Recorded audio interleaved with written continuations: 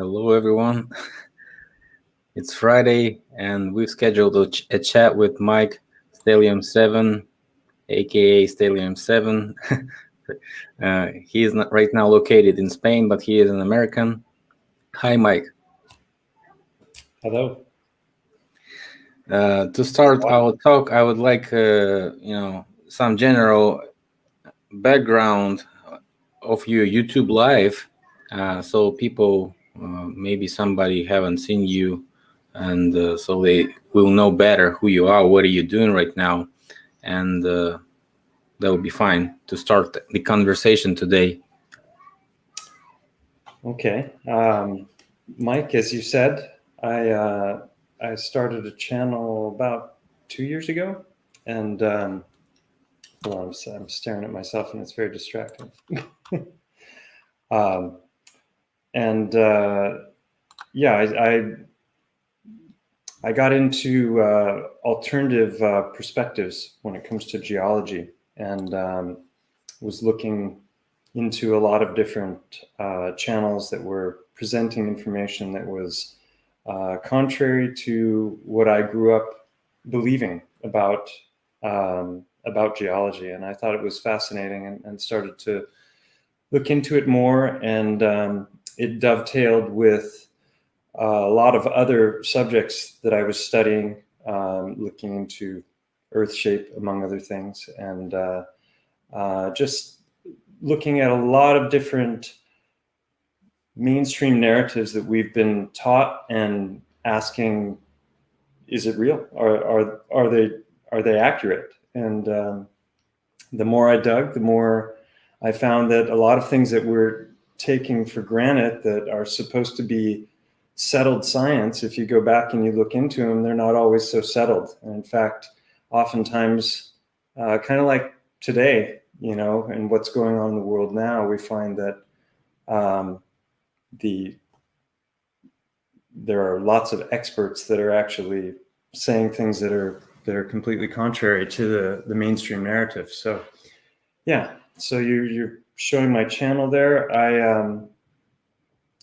I started looking into a mountain that's here in town. You started it 2 years ago, it says, right? Yeah, it's about that, 2 years ago. Yeah. And there was about 4 or 5 channels that I was looking at information from, and one of them was Mud Fossil University, Roger Spur, and his ideas about mud fossilization, and the idea that fossilization doesn't take millions of years, and given the right conditions, it can happen rather quickly. And that was a new idea to me. I hadn't heard that. And then he started talking a lot about how much of what we saw that we think of as biology, as geology, is actually biology. And I'm a chiropractor by trade, and I studied a lot of anatomy and histology, which is the study of tissues, in school. And when I was watching these videos by Roger, and there was another channel that I'll mention as well, Flat Earth Nation, a guy named Alan, who he's been around as long as Roger, and Roger gets all the credit for the mud fossil theory, but Alan's been there since the beginning, and he also he does a lot of good research, and he calls it nephorensics, which is the study of the remains of the Nephilim. And both of these gentlemen are Christians, and they say that openly on their channels, and they are oftentimes reference the Bible, and I wasn't coming at it from any of those perspectives, but as I looked into more research of this alternative way of looking at geology, the more compelling it became. I saw a video by Wakey Wakey called Geology Revived, and that was really fascinating, because he was going through a lot of the UNESCO sites and looking at a lot of different buildings, and I just started thinking there's way more going on here than we've been led to believe. And I had been a big fan of Grant Hancock and read a number of books by him, and all looking at their different cosmological theories about comet strikes and major catastrophes and destruction. Him and Randall Carlson, I saw a number of interviews with them. And so I was already looking at all the different ways in which the mainstream story didn't really gel with a lot of the findings that were out there. And so I was already a little bit suspicious. But then when I came across these other ideas, it was like, okay. And then the thing is, the town that I live in here in Spain, there's a mountain that is known, the name is Montgo, but it's known as the elephant because it looks a lot like an elephant. And it has a big cave that's shaped exactly like an eye. That's exactly where an eye should be if it were really an elephant. And I'd lived here for several years and never considered for a moment that it might actually have been the remains of a Titan elephant. But the more I watched Roger and him analyzing these smaller stones, and it seemed fairly credible because he had DNA analyses and he was a little bit kind of crazy professor vibe, tapping at the screen with a pen.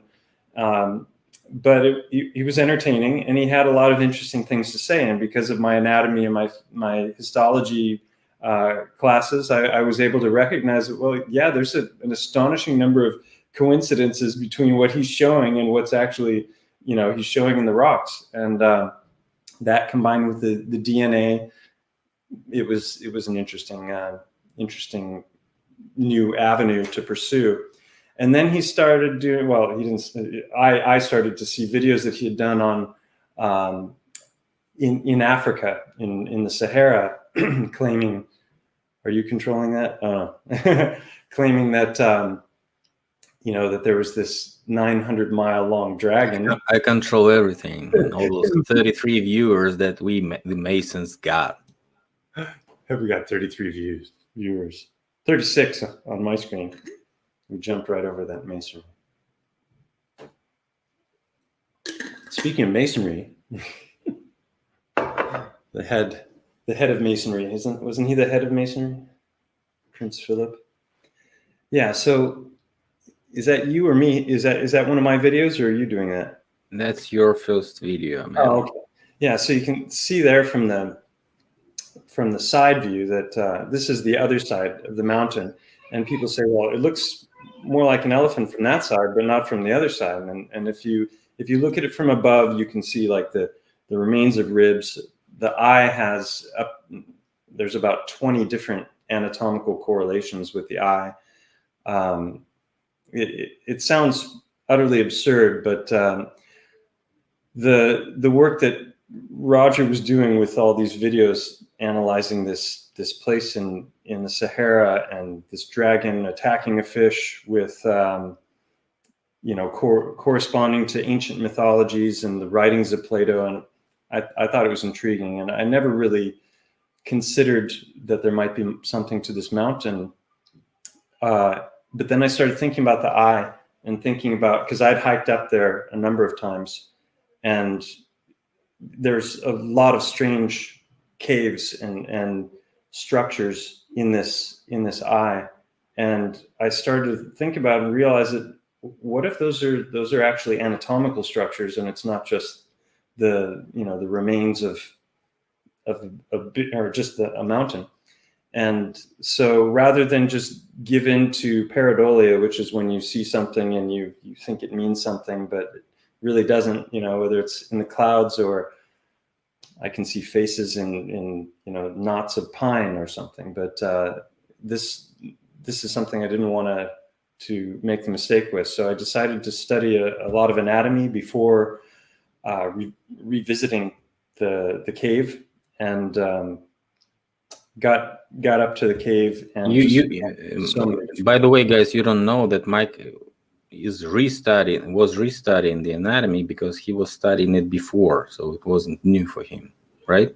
Yeah, no, it was a review. Like, for example, if you look at the structure of the skull, the eye socket has 7 different bones that meet in different places, and that's pretty uniform across vertebrates. So it's not just humans or elephants. And so these different places where the bones meet, there's also channels where blood vessels and nerves can go. And they're very specific. And if you look at vertebrates, they have this composition of This is very important, by the way, because if you haven't seen something like this before in your practical studying or practical, practice that you do during your life, you won't recognize that shape, right? That is impossible to recognize the shape that you haven't even seen in your real life practice. Exactly. And so I think, I've talked about cross-disciplinary researchers. I'm not an expert. I'm not an expert in biology. I'm not an expert in geology. I'm not an expert in any of these things, but I've studied, a little bit of a lot of different things. So you can start to recognize patterns if you have knowledge. And some would say that that's the Dunning-Kruger effect. Like, look at that. Tell me that doesn't look like an elephant.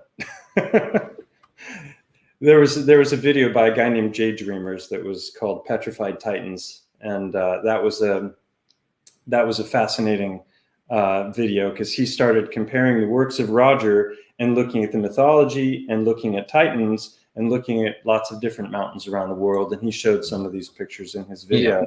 And so the conflict with this, because some people think that this is just the images of the animals, not actually the animals, because you can also create those animal looking sculptures from the rock. Yeah. Well, are you showing my first video here? Yeah. That's so that was the very first video I ever made, and I would never put that in the video now, because that's clearly layering of strata, right? And this, of course. That's what I'm saying. A lot of those pictures I wouldn't include, but I've got way better examples of biogeology, and then all of the research that I did myself on the mountain that I would show. So if you see the videos in order, you can see the evolution that I went through as I studied this, and I found more and more correlations to anatomy that after a certain point you have to give up on the idea that this is just random chance, and you have to recognize that there's a pattern there. So yeah, and then moving to the Mongo, actually. You were planning to tell us about how you started the actual video filming and all those evidence lists. What was the actual research method that you used during that? First I went online. I was just looking on Google Earth, because you can, with Google Earth, you can fly around, you can tilt it, and you can get in and see things in a different way. So right off the bat, I noticed that when I looked at it from above, that there were cutouts. You had the head, and then there were cutouts on both sides, right where the head would become the neck. The eye was perfectly placed. The other side of the mountain, where there should be another eye, that whole side of the mountain is collapsed. So if there was an eye there, you can't see it now. They call that in geology a synclinal, which is when there's a collapse of layers of strata, and there's a curve there. But when you look at the mountain, you can really, I could show with Google Earth if I share screen. I'm just showing this mountain right now.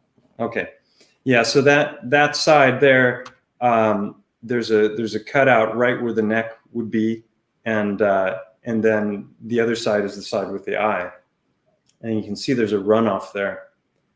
So it sounds totally absurd, but the more I dug into it, the more I found not only correlations with the eye, but it turned out that there was also an ear. And not just an ear in the sense that you can see that there's a quarter moon curvature right where there would have been an ear attachment, but also as I dug in, well, after I went up to the eye, I found all of these correlations between eye anatomy and the bone structure. And there's a specific place that we have here in this the maxilla that's called the infraorbital foramen, infra being below and orbit is the eye. So it's below the eye, and it's a hole where nerves and blood vessels go. And all vertebrates have this. It's just that in elephants, they happen to be placed more closer like that. And so this mountain, if it is an elephant, its head is tilted back like that. So that puts it right in front of the eye. And there's a cave going through there. In my 5th unveiling a Titan video, in the thumbnail, you look right through this cave.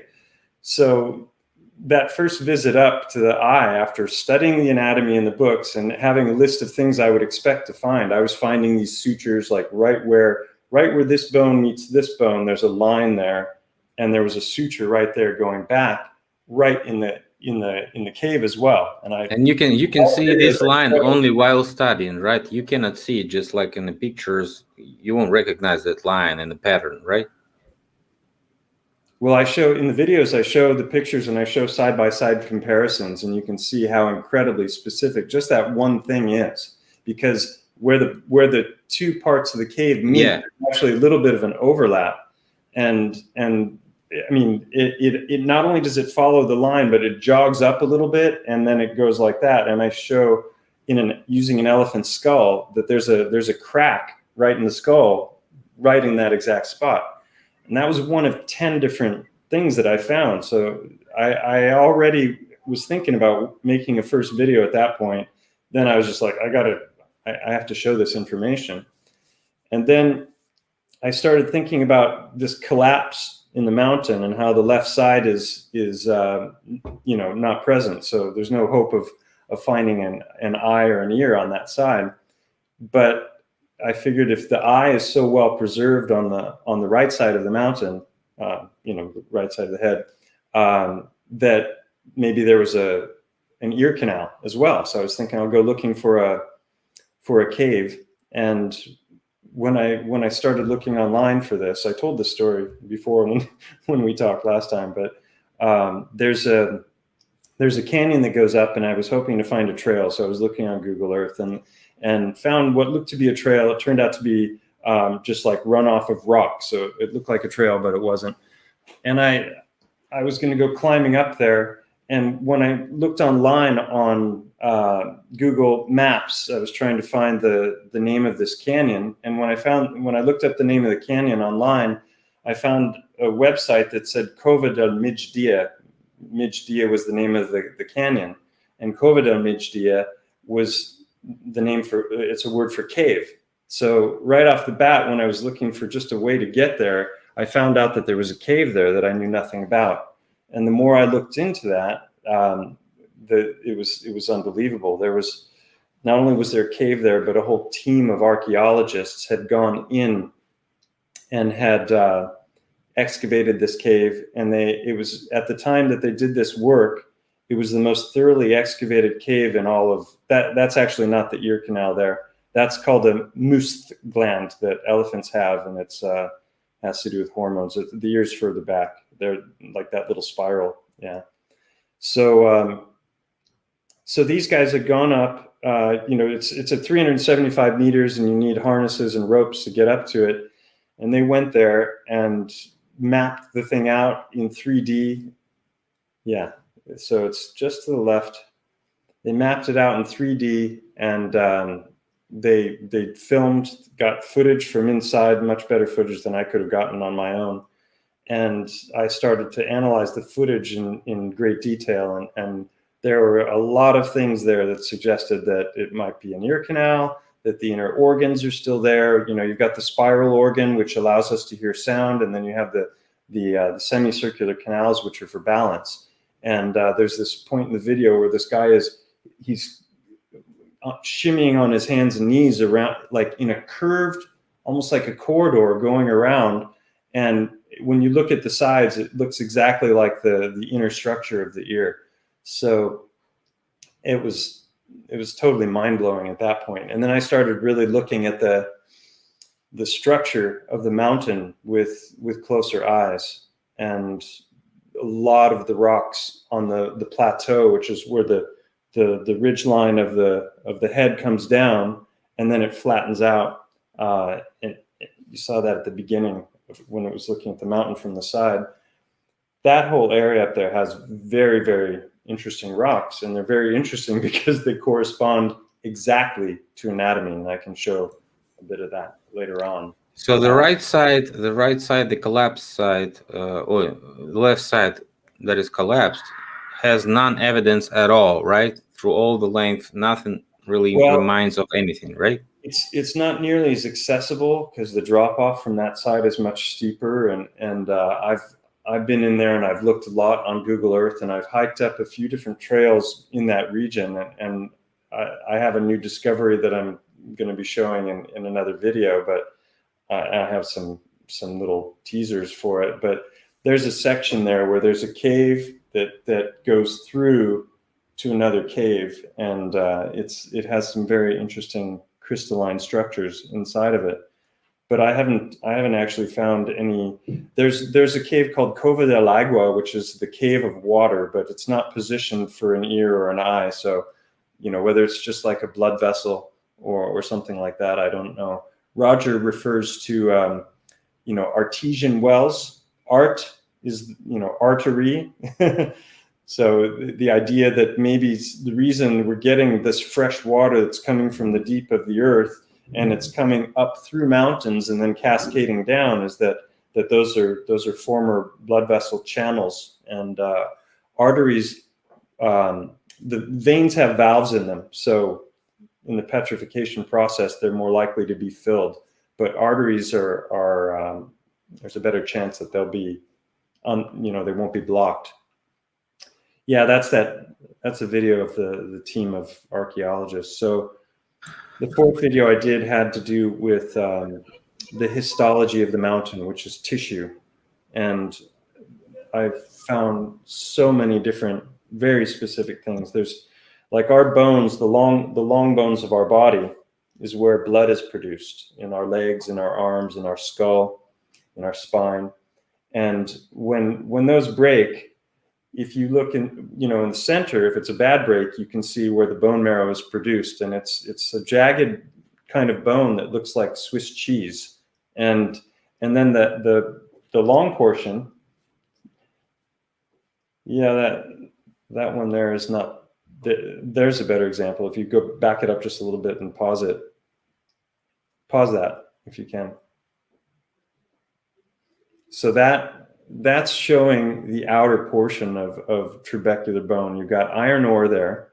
You've got these little tiny lines, and if you see them up close, they look just like micro blood vessels, but then you have the larger holes that are entering. And then when you find the really big holes and you look inside, instead of it just being some channel that's been carved out by the flow of water, for example, what you find is as you look inside, it breaks off into smaller and smaller channels. So there's a fractal quality to it, just like our blood vessels have a fractal quality and our nervous system has a fractal quality. Everything is going from larger to smaller and smaller and smaller. And that's exactly what you're seeing in those rocks. And then in addition to the iron ore, which would be the hemoglobin contains iron. That's what allows us to have our blood transport. Our air oxygen transport, because the oxygen binds to the hemoglobin when we're breathing. So where you find the red blood, you're more likely to find the iron ore. But there's also crystalline rocks all over as well. And I hypothesize that those are blood plasma, and that the blood is made of long chain fatty acids. So when it's hit with whatever the cataclysm was, then it crystallizes. Okay, and I like you to talk about those hard rocks and your experience with those, because you recently made a couple of videos, including the one where you invited son of one specialist cardiologist who was specializing in heart structure research, right? Yeah. Can you tell us a little bit about it? Well, the way that started was just in general, after watching Roger's stuff and starting to look at the mountain differently, and just questioning physical reality in general. I started looking at rocks totally different. I hike all the time, 4 or 5 days a week. I'm out on the trails, and that's how I stay in shape and keep myself sane, especially when 99.9% of the people around here are wearing masks all the time. It's just, I just want to get away, you know. But that's only the last year. I've been doing that for the last decade, really. So when I started looking at the rocks, what I found was that, you know, you have all these smooth rocks, like you can see there, that are the typical pebble beach rocks or rocks in a river bottom. And those rocks are very, very different from the rocks that you find in the foothills. So as soon as you start to go up the hill, the rocks completely change. But it's not a gradual transition, because those rocks, we're told, they're smooth and curved because they're rolling around in river bottoms and they're getting eroded, and they're great, you know, abrasion and bumping up against things, and, you know, chemical breakdown. And that's not necessarily true because, you know, we have certain kinds of stone that you can just see, like sedimentary layer stone. When you look at the side of mountains and they've got these lines and there's different kinds of rock, that's one kind of rock. It's very different from these. These are smooth, continuous stones, and if they're broken at all, that one, the one up above, you can see there's a fracture in it, and the one there I'm pointing at now, that one's broken off, and that's exposed the ventricle. So 5 of those rocks right there are showing pulmonary artery openings. And so the way I stumbled upon this initially was after, you know, watching some of Roger's and Alan's videos. I was a little bit frustrated because a lot of times the rocks that were being described and analyzed in the videos, not just theirs, but other people's, a lot of times they were just, you know, there were claims being made about the rocks with 100% certainty. And I'm looking at them going, well, it looks like a rock. And I have, you know, some anatomical knowledge. So I was frustrated, and I just kind of put out a request to the universe to send me an undeniable rock, you know, one that was just filled with anatomical correlations. And about 3 days later, I was walking a river bottom and I found this rock, and it was just amazing because I immediately recognized that the chambers were in the rock. You could look in, you could see the chambers. I spotted in the river bottom at least 8 or 9 different anatomical correlations with that one rock. And then by the time I got home and busted out my anatomy book, which had all kinds of detailed images of hearts from cross sections and, you know, different parts of the anatomy, when I started to go through the book and, you know, with the rock there in my lap, it just totally blew my mind because I found 15 different anatomical correlations. And I'm just like, the odds of this happening in a rock are very, very slim. And so I initially sent a video to Roger of just rotating the rock to show the different anatomical features, because I figured he would recognize it for what it was. And I was like, you're welcome to use this in a video if you like. I had no intention of making a video about the rock. And, you know, it didn't interest him at all. I couldn't understand it. I was like, this is better than anything he's shown on his channel, in my opinion, based on what I knew about anatomy, and he had no interest in it. So I was like, okay, well, I better make a video about it. And I made a video called Mud Fossils, the Heart of the Matter. And I show the anatomy side by side. I go in with, what is it? Can't remember the name of it. It's a camera, endoscopic camera, like they use for colonoscopies and stuff, you know? And so I got in there with the camera and show the insides of the, you know, I just showed the part you were showing, the inside of the heart. It's absolutely amazing, and to me, that one rock is a game changer. But what happened after going through this whole process and making, right there, the papillary muscles, that little bump, both openings have that bump, and that's where the muscles are that are pulling the valves open. And that little hole in the back there, that gray, there's 2. One, the right side is wet because I wet it, and the left side not. And both of those have what are known as sinuses, which are little tiny openings between the chambers of the heart. And that's going in the aorta right there. And on the right, if you back it up again just a second.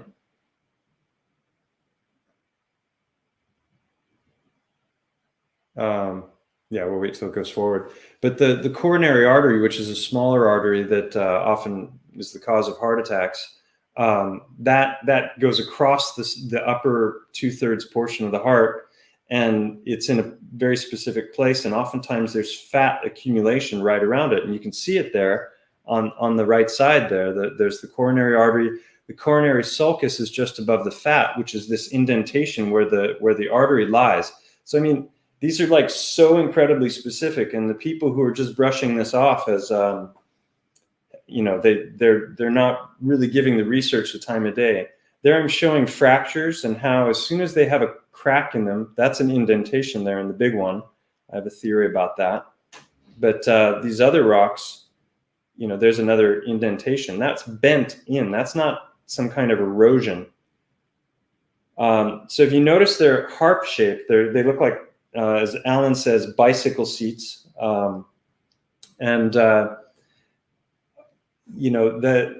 There's so many. I could talk for hours just about the rocks. But so basically, what happened is I decided, well, if there's one, if I can find one, I should be able to find several, right? If it's a real thing, it shouldn't just be this rare one in a trillion occurrence. And so I went back down. In Mud Fossils, the Heart and the Matter Part 2, I went back down to the river bottom, and this is from a video called Broken Hearts Tell Tales, where I start to break them open, and it reveals chambers and blood, and it's pretty undeniable when you see it all as a whole. I'm going to release a little short video soon. You can see there, it didn't look like that at all on the outside, did it? Yeah, crazy holes, and you won't even understand what it is without actual knowledge in anatomy and all those hard research. And that reminds me of something I've said a number of times, which is that we're not taught in school. First of all, we're taught in school that this is impossible. If it were to ever happen, it would be an anomaly that would be a 1 in a million sort of a thing, because soft tissue doesn't petrify, because the bacteria and the larvae are going to eat away at the tissue long before it could ever petrify. And that was where mud fossil theory was fascinating to me, because the idea was that when the mud comes in and it surrounds the tissue, that it creates an anaerobic environment where the bacteria and the larvae can't thrive. So they're not going to be able to eat away at the. I mean, there are anaerobic bacteria, so that might be a little bit of a hole in the theory. But there are we're taught that can't happen. And what is your take on actual most possible things that could have happened, that could have created something to fossilize very fast? And it's gone through different levels of inquiry. The first I just assumed was mud flood. But that was confusing to me, because I could understand it happening for different body parts, but I couldn't understand preserved organs being found separate from the body. Like you would expect it to be a mix of those things. Why? So, like, if something biological is simultaneously, the whole body is simultaneously covered with the mud, and the oxygen excess is canceled. Then right. What? Why wouldn't you find the whole body petrified? How many years then would it take after recovering? Roger claims to have petrified a chicken bone in 6 months. He said it smelled awful. What the officials say actually? What is the possible age to something to fossilize and get petrified? Well, there's a lot of new stuff is coming out all the time, and they're finding. I don't have articles to refer to off the top of my head, but there are lots of examples of petrified soft tissue. Is it hundreds of years, decades? What's the shortest, I would say? Well, I'm leaning more towards instantaneous now. I think mud fossils is a thing. I think that it, maybe it happens in 6 months or a year or a couple of years. Maybe it happens partially, and then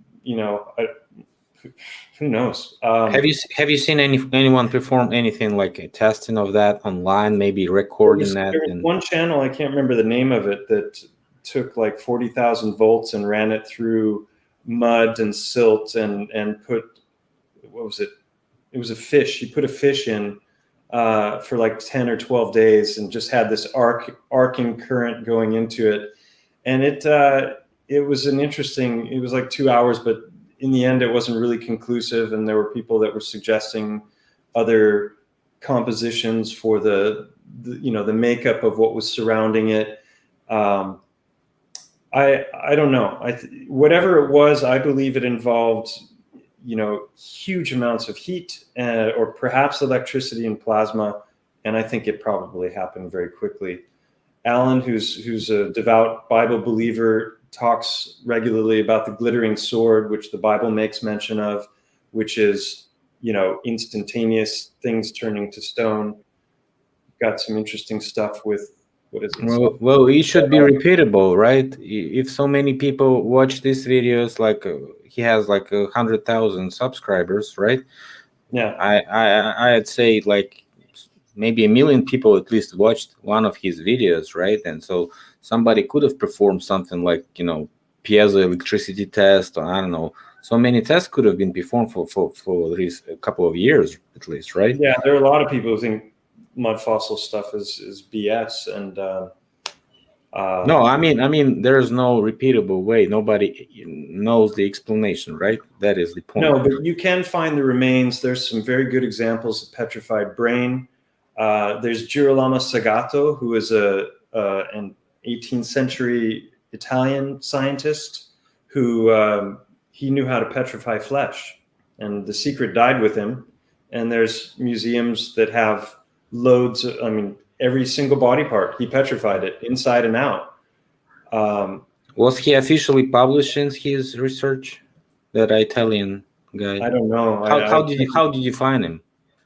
I think originally J Dreamers made mention of him in that Petrified Titans video that I saw. And then I just went looking online, websites, and saw a couple of videos. But the pictures are there and the museum is there. So you can go to a museum, right? You can go to a museum. There are museums in Italy to this, or at least one, maybe two. And there was another guy, I think his name was Bruno, that was also known to have been able to do it in Italy. So petrification of soft tissue in our past was a thing. Whether it happened naturally in the environment, that's another question. Dave Martin says this is a different type of cataclysm than the mud flooded cities.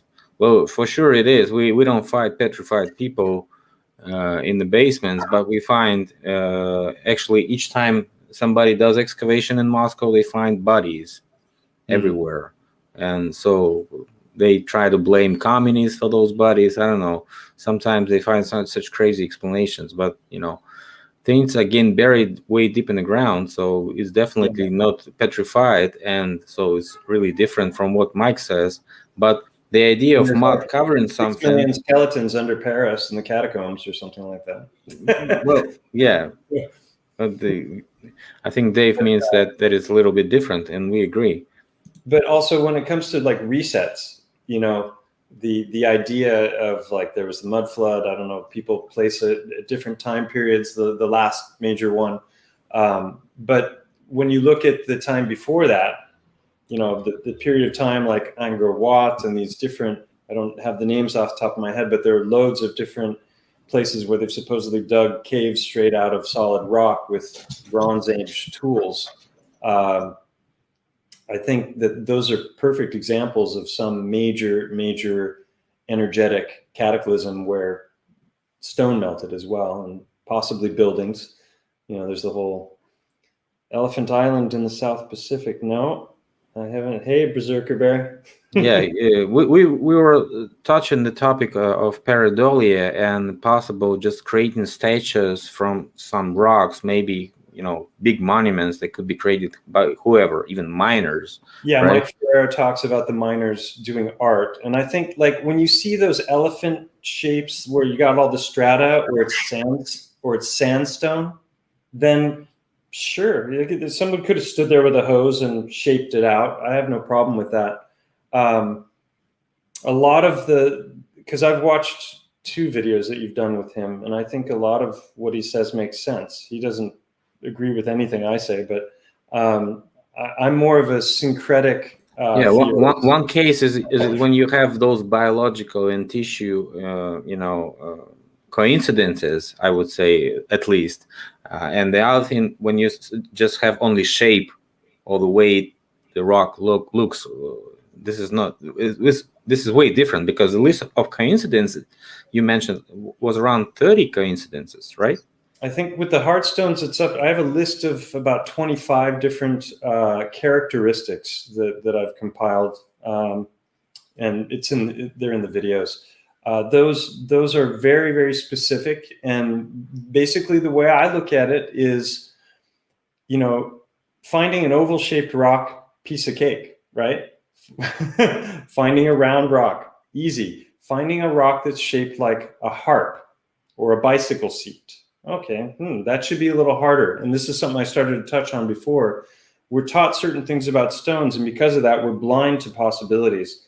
And what we're not taught about stones is that if organs can petrify, and some of them can be hearts, then that means that some of the rocks have a top and a front and a back and a bottom, because they sat in the body in a particular way. So if you understand that all of the different hearts that are out there from species to species are all completely different shaped, they all have similarities. They're all hearts. They all have blood vessel openings in more or less the same place. Some are 3-chamber, some are 4-chamber. Technically, none of them are chamber, and we can get into that later. But the chambers of the hearts. When you I lost my train of thought there. I started thinking about torrent Guasp because of, the myocardio-ventricular band. So if you look at how the heart sits in the chest cavity, it's got a slight tilt to it. It's slightly to the left, and it has attachments at the top, and that's where the biggest blood vessels come out, the aorta and the vena cava, and then the pulmonary arteries go in on the side or slightly in the back. And so if you look at the anatomy of it, and you start to compare that to rocks, if you start to find a bunch of very specific things in the rocks, is it pareidolia or is it a pattern? And how many of those specific things do you have to recognize and spot before you can rule out pareidolia? Because what you have is a very easily verifiable, repeatable pattern. And that's what I've shown in my videos, is that this particular shape reoccurs way too often, this harp shape. And the reason it occurs is because when the body dies, the heart goes into contraction, right? Rigor mortis, all the muscles contract in the body. And when it does that, there's a where's the camera? There's a spiraling that happens with the contraction. So these rocks are curving in on the sides and twisting slightly. They have holes at the tops, holes at the sides. Oftentimes they'll have what are called sulcus lines, which is where the different parts of the heart, when it's folded up, they meet in different lines. So you get lines going one way and lines going another way. You can't really see it in that picture. And that one there, there's a chunky portion at the top that's where the investitures are for the heart going into the chest cavity. So a lot of the rocks will be rough on the top. They'll have indentations or holes. And these are very, very specific things, and the more of them you find, the more of them on that list, the greater the chance that what you're looking at is probably a petrified heart. You have actually used the scientific method. Can we assume it was scientific? Pause that there. Go back a little bit, because a lot of people that criticize me, they're like, if you go back to that diagram, they're talking about, oh, you're just cherry picking. That's the term. You have a belief, and you want to find rocks that match your belief. So you're going out and you're looking specifically for those. Well, there's some truth to that in the sense that I'm trying to spot patterns, and this particular kind of stone reoccurs over and over again. Why is that? Well, other organs like kidneys, like how often have you found a kidney-shaped rock, with a little indentation right where it should be, the other way, like that. That happens all the time. It's very easy. A spleen is shaped like a disc. So there's a lot of very boring, nondescript rocks that if you started pointing at it and saying it was an organ to somebody, they'd call you a lunatic. So yeah, if you look at that, make observations. Well, I observe things. I ask questions. Ask an interesting question, right? Think of questions. Formulate a hypothesis. Why does this rock look like this?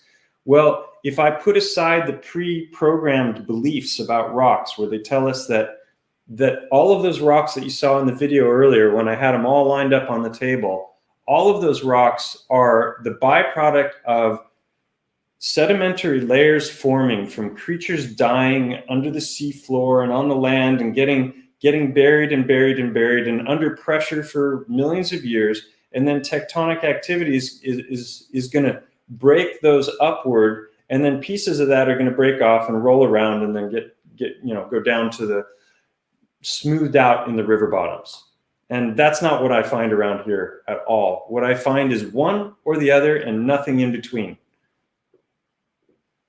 So yeah, so develop testable predictions. That's exactly what I did in my second video. I said, well, if this is a phenomenon, if it's really true, I should be able to go out live and find more rocks that match that category. Now, have you looked only in one area, or you visited several areas? I really, in this region, I'd say in 20, 30 kilometers in any direction, because when I was doing like in the beginning, when I was doing this research, I wasn't traveling much. I was just here checking things out. And then we had a year of lockdowns that were, Yeah, I'd suggest you visit some more places to collect more evidence elsewhere. Yeah. I mean, the thing is, I know it's not a local phenomenon because people have sent me pictures from all over the world. They've seen my videos and they sent me emails and different things. And they're like, is this one? Is this one? And people in other places are finding much better specimens than I am, because they're finding, like, I think that once it's already a rock, if there's another reset, then it's going to get bleached out more. It's going to become more like bone white, and you're not going to really notice the color. So I think the ones that have like that one's pink there, and then I'm going to show so you can see how red it is inside, and that one's even showing a little bit of a chamber. So I've, within an hour or 45 minutes in any direction, I've gone, and what you find, they tell you, you would expect to find rocks like this in river bottoms because of erosion, right? But as the officials say. Yeah. I'm not saying this or that correct, man. Yeah, but as soon as you start to go up the foothills, you don't find that. You might find one out of thousands and thousands of rocks. But what you find up in the hills in this whole region are fragmented pieces of larger structure. Like this, you can't tell me that that's going to roll around in a river bottom and start looking like a heart. Now here, this has got iron ore attached to the back of it. If you look at up close, I don't know if it'll focus enough, but that's an example. You can see the little micro blood vessels there. Maybe you can't if it's not clear enough. Let's see here. Here's a better example, maybe. So it almost looks like elephant skin. That's the fun thing. There's a guy in Thailand, Ian. Hold on, I've got his site here. We can play a little video from his channel. It's really interesting.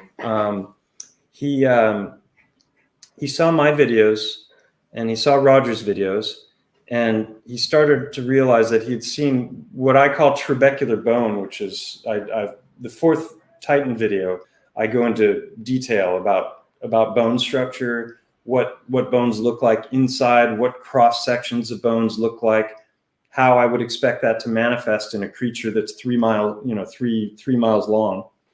And he saw my breakdown of that and realized that lots of the places that he was familiar with in Thailand had similar kinds of stone. But as he started to look at it, it was on a much, much bigger scale. So he's basically looking at all of Thailand being one elephant.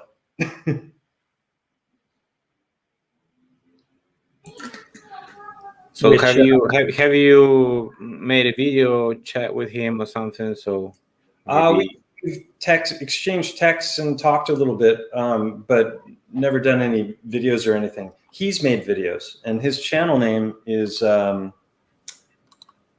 here. I can send you a link. We can watch it if it's only 3 minutes long, but he's got some very interesting.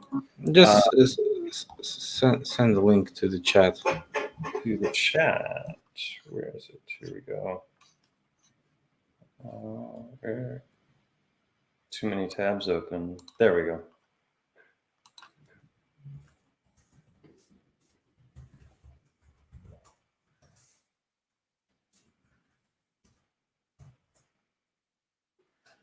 Oops. Everybody you.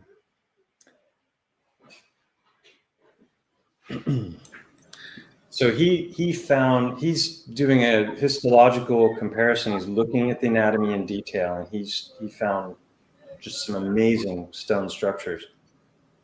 Now, Mike Ferrero would probably say it's just slag, but if you look at the histology, no, I don't think so. Yeah, you also touched the topic of ancient myths,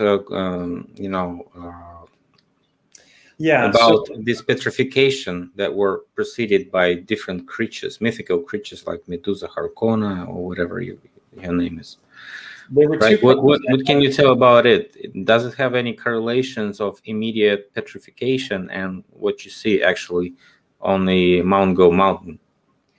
Well, there were two reasons I kind of abandoned the mud fossil theory when I was trying to understand what I was finding. People think I'm trying to create my own thing or threw, Roger under the bus, or I'm trying to steal his thunder. I just was trying to understand what the empirical findings that I came across here. It didn't make sense to me that the mountain, which is 750 meters, could have been covered entirely with mud and stayed that way long enough for the whole thing to turn to stone. It just didn't make any sense, because that would mean that the entire region would have had to be covered with at least 800 meters of mud, and that all of that mud would have had to have disappeared. Now, having said that, there is a star fort at 825 meters that I featured in a video that's 2/3 covered in mud. How did the mud get there when it's at the top of the mountain? Interesting, very interesting. Someday I've got a lot of great footage of that star fort, so I want to. Yeah, all the rocks could have been mud before, because we see this geopolymeric way of petrification. For example, in Armenia, where they were creating defensive facilities for the shooters, creating them with the sandbags, and so the sandbags were wettened by the rains and always drying on the hot sun, and maybe some mud was also in those sandbags, so it kind of dissolved, and all those sandbags petrified suddenly in 10 years. And right now it's just like what you have in Peru or something, like a megalithic wall, man. Yeah, I think those were geopolymers. There's a 2-part series by a channel called Observation Deck. I don't remember the titles of the videos, but it was 2 parts on geopolymers, and he went back through old texts. He found recipes. They knew how to synthesize any kind of stone, marble, you name it. I saw in a museum in Athens once, they had a vase that was just incredibly delicate, that was made out of diorite, which is the second hardest material. And to think that they had some diamond cutting instrument and a lathe and could possibly have carved this out of solid stone, without breaking this fine lip. And they couldn't even have gotten the instrument inside to carve out the vase. So it's impossible that it was carved. It had to have been thrown like on a potter's wheel. Well, maybe they could throw it on a potter's wheel and then set it just like we're doing now with fillings and teeth. We have these geopolymers. We have these plastics that go up and they're soft until you hit them with ultraviolet light, and then boom, they harden, right? So I think that was such a huge couple of videos for me, because I started to realize that so many of the megalithic architectural sites were not quarried stone that was lifted and moved and placed, but were actually probably poured in place. And I wouldn't be surprised if the pyramids were done that way. Baalbek, these incredible sites, it makes a lot more sense. Although at Baalbek, you can see 1,200-ton stones that look like they're in the process of being quarried out. So I don't know about that one, but I think geopolymers is definitely a thing.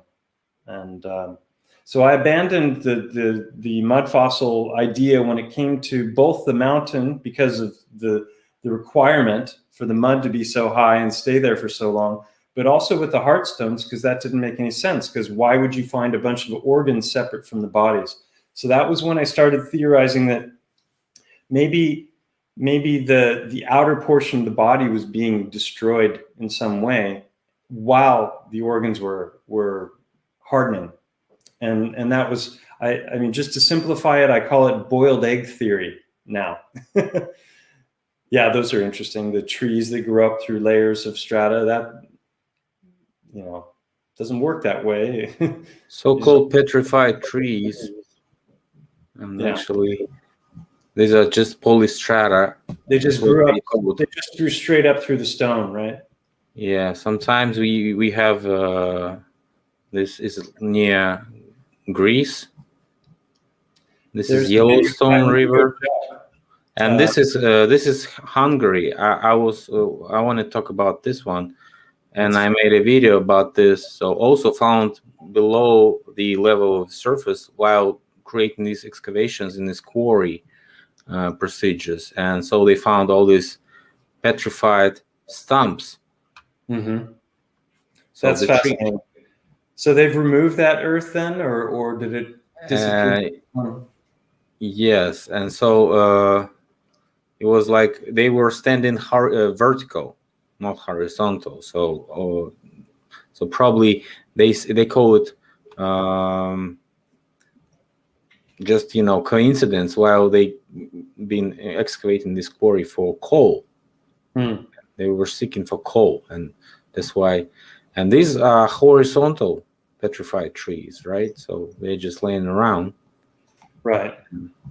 So, and those who were petrified while not being knocked to the side, very interesting way, because they're supposed to be petrified kind of fast, like the way you are talking about in your Mongo video, because huge body of elephant will be probably dissolving on the sun, and will just lose a bunch of different. That was why I originally thought it was mud flood theory. Yeah, so it was covered. It was covered right after it's supposed to be, dead. This animal was dead, right? Right. Yeah, that would work maybe for a normal size elephant, but an elephant that's the size of a mountain, it doesn't make sense to me. And it doesn't make sense with the heartstones either. So then I started thinking about, well. And by the way, what is your explanation about so many heartstones at the same area? Well, I think that the world was far more populated with life, even as much as 100 years ago. And going back maybe 500, like Dante, whether it was written in, what was he, 1400s in Italy, he talks about flocks of birds being so great that they blocked out the light of the sun. So I don't have a problem with the quantity, and also the idea that maybe there's multiple resets and that life comes back and thrives again, and then there's another reset. Well, the rocks from the last reset are still going to be rocks after the next reset. So then there would be an accumulation. Could this be just the creek where all this mythological situation from the Greek? It's more in the valleys, and then the beginnings of the foothills. But so how do you compare it to the myth? You said there was only one place in the Greek myth, and they said there was a land of Medusa, right? And she was, No, I was. Okay, you might have misunderstood what I said in the video. There have been a lot of different synchronistic events as I've been studying this stuff, and one of the synchronicities happened to be that the name of the river where I found a lot of these rocks, and the river goes through this valley and then it empties out at the sea. That whole river is called the Gata de Gorgos, which literally means Gorgon's cat. And the Gorgons were three mythical sisters from Greek mythology that had the snake hair. And there's the myth of Perseus cutting off the head of Medusa and then turning the Titan, the Kraken, to stone. So I just thought, well, that's kind of interesting. Here I am doing all these videos and finding all this potential evidence for petrified body parts, and it just happens that the name of the river is the Gata de Gorgos. Another thing that happened, that rock that's just behind our pictures, that's here in my office, that's about 1.5 feet long, and it's got a dozen of the anatomical features that I lay out on the list, and I was like, well, what was this? A giraffe or what's the biggest land creature we have? How big are their hearts? The heart is about as big as your fist, So this is like, how many of those do you need for 1.5 feet? So I'm like, that was a big creature, and then I was with a friend, Victor, and some other friends, and we went to the Star Fort, which is it's a castle that's just on the other side of Montgo. And as you enter on the right, there's a painting or a blown up poster of a painting that's in the museum inside of the castle. And it's showing all of these different people doing different things all around the castle back in the day when it was like a hustling, bustling, metropolitan center, because it was a Roman village according to official history. And so it was a port, lots of boats coming and going, people getting in and off of the boats, and all kinds of activities. And if you look close, it looks like you've got big people and little people. And at first thought, you might think that those little people were children. But when you look closer, you find they're not children. What you have are giants and our size people. And, we're talking 12, and talking to this head effect. He was holding the head, and so he was turning the eyes. So whatever the eyes were directed to got petrified. So that's kind of explaining us some, if it was alive, certain technology, maybe not eyes, but maybe some, Ashes, perhaps. maybe some glasses, which maybe binocular type of, frequency. If you get into the realm of mythology, then there's all kinds of different myths around the world. Like my friend Rodrigo has talked about the Salish Indians and what are known as transformer rocks. They have a whole mythology that surrounds these rocks that can also be reanimated and come back to life, which I hope. What about golems? Golems also. Golems turning to stone. That's like the Tolkien stuff. We have. Obviously, the glittering sword from the Bible. You've got the Book of Enoch talking all about Titans and a great war and battle, and a bunch of spells like witchery and witchcraft that people spell. So also frequency. You have all the mythologies of the element benders. The earth benders and the water benders, like from the last Avatar, which are, those are also talking about the same kind of thing. So. But then if, like in my Petrified Titans and Organs Part 1 video, which was called The Discoveries, I talked about a bunch of the different questions that I had and things that I couldn't answer.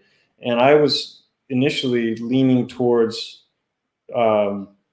volcanic explanations, because once I discovered that stone people, Once I discovered that,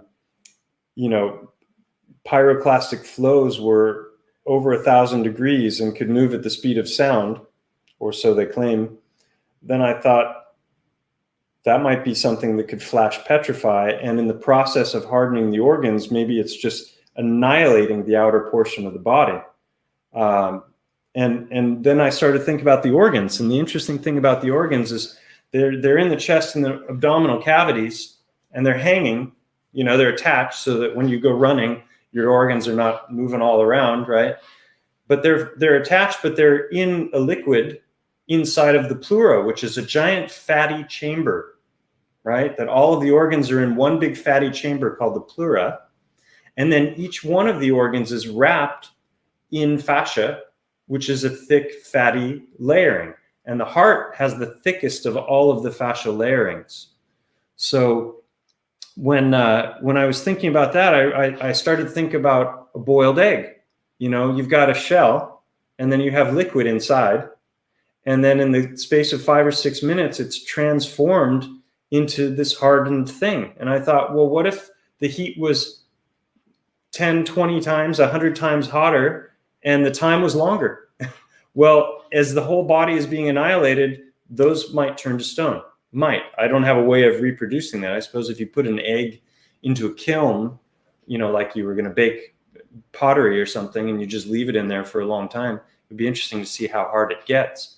And it may involve electricity or plasma or something as well. But then I was like, well, where are the long bones? Where are the legs? Where are the arms? Where's the scapula? Where's the skull? It didn't make sense to me. And then some people in the comment threads were like, well, was a bunch of cannibals or something, and they just discarded the organs or what? Yeah, they would have been eating hearts then, because cannibals that didn't make sense. hearts. Yeah, they like the cannibals like that stuff, don't they? So anyway, so maybe they were trying to, if we take an action and take in consideration this dismantling of heart, taking out the heart, that is kind of kind of what we saw in the movie about Mexican pyramids in Inks that were cutting heads and taking out hearts, and then what they were doing with those hearts. Actually, maybe they were putting them in some petrification chambers. Right, but I mean, to have so many of them that they just fill the beaches and the river bottoms. Who knows? And they're all kinds of different sizes also. So I don't think they were removed. I think what happened. Why would have been creating those pyramid structures also? It's unexplainable in official version, because they were saying that this is religious monument, religious building, something considering the afterlife, right?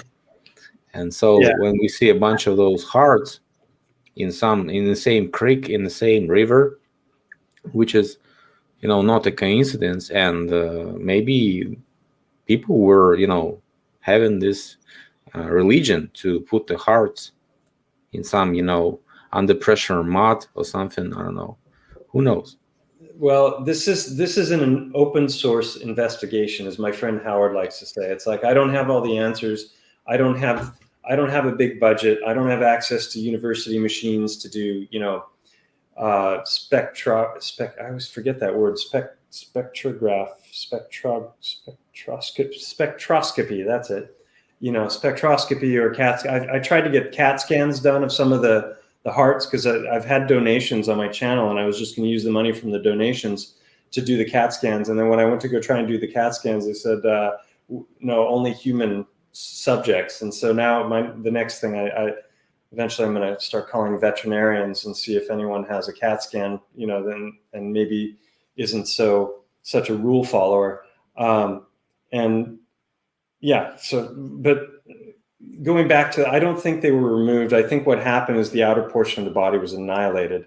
And it was a friend of Nathan who I was talking to that kind of clued me into a possibility. He was asking me if I was familiar with bone broth, which I wasn't. I'd never made bone broth.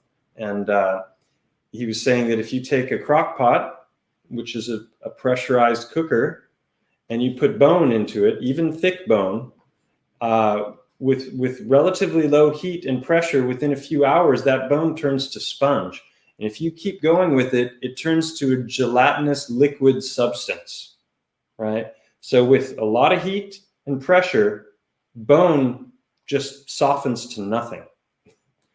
And so if you had that heat and pressure while the bones, the long bones in the skull, are being wiped out, then meanwhile, the organs inside of these chambers floating in water are going to boil like crazy and harden. And so maybe what happens, is that's what's left after whatever hits them. So deformation correlates with what you see in coroner examinations of heart, which was laying in the heat or on the sun for some certain period, right? When it starts to turn around and kind of curve while drying out. Oh, you mean it's like starting to curl up? Is that what you mean?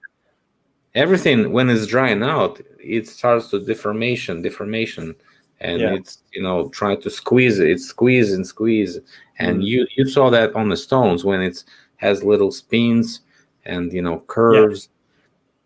Yeah, that's the most specific, apart from the blood vessel openings, the most specific find that I've found with the heart stone so far is like some of them, when you take, if you think that it has a top and it has a pointed bottom, and you look at the bottom of it, some of them, they literally spiral like that. And if you saw in the video that you were playing earlier, that there's this spiral contraction. It's a twist.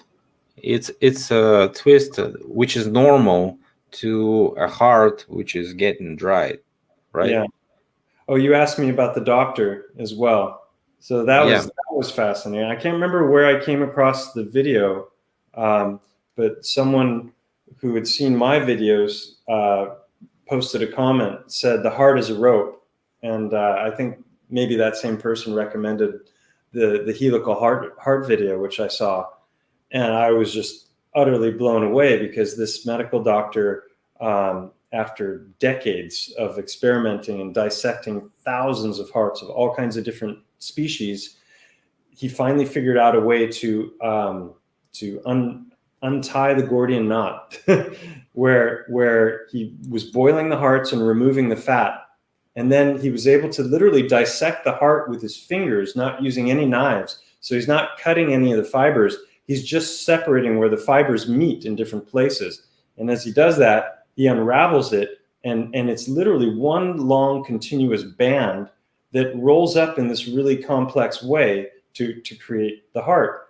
And it was so fascinating when I saw it. And it started, I started to realize when he rolled the heart back up that there were these points where the different fibers were meeting. And I was like, wait a minute, I've seen those lines before. Let's see if oh, it's kind of dark in here, but here.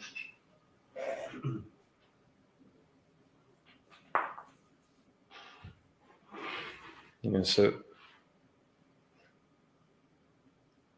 it's a little bright.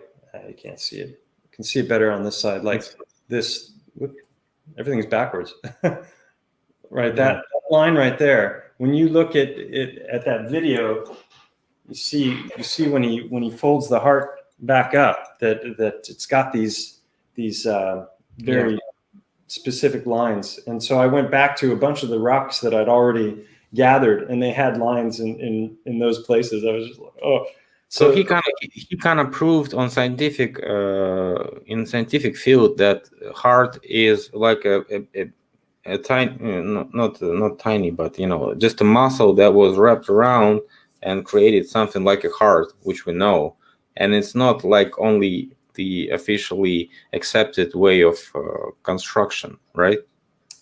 Exactly. Yeah, the prevailing model for the heart is that it's this 4-chamber pump, and they contract in synchrony, and that for hundreds of years that was the model for the heart, that it was a pump, and he had a problem with that when he was going through school to become a cardiologist here in Spain. He was a Spanish doctor. And when you start to study it, you've got bigger tubes going to smaller and smaller and smaller until you get to capillaries. So you're pushing into a greater and greater resistance because you have the viscosity of the blood, you have the friction of the blood vessel wall, and then you have the narrowing of the pipes. And he was like, this, if you've ever studied plumbing, that makes no sense that the heart is a pump. And he had a problem with that, and was constantly, questioning it. Yeah, there he is. And so he finally, unraveled it, quite literally, the puzzle, and discovered that it was this one continuous band.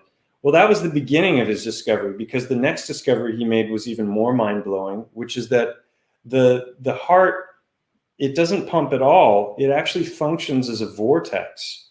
So it's called, the documentary there is called The Helical Heart, which I recommend to everybody. And basically there you can see it. Now, this is a cross-section of the heart from looking above, looking down, and it's a CAT scan going through the different lines, and they're showing, you can see the spiral fibers as they go further down the heart. So the heart is following the same pattern that we see all throughout nature, and it's not pumping at all. I personally believe that the blood is being pulled through the blood vessels, and I think that the red blood cells themselves are shaped like toroids. So I think that there's some kind of have you ever seen the quantum locking, where they have the semiconductors that are super cooled and they float them on a magnetic track, and they can even tilt them like this, and it'll go around the track, keeping the same tilt. I wouldn't be surprised if the blood is moving through the body in a similar fashion, and you have these spiraling vortexes that meet, and the heart is the singularity of the body. Really, it's the more you learn about it, the more fascinating it becomes, and it has its own electromagnetic, field that it's emanating. It's quite a thing. So he discovered the shape and how it was, how it was structured, but then he was able to show that the heart is actually, it's functioning in this spiral fashion, it still hasn't been integrated into cardiology programs around the world. I mean, this should be everyday knowledge that everyone is taught, and most people know nothing about it because they have a vested interest in us, not understanding how things really work.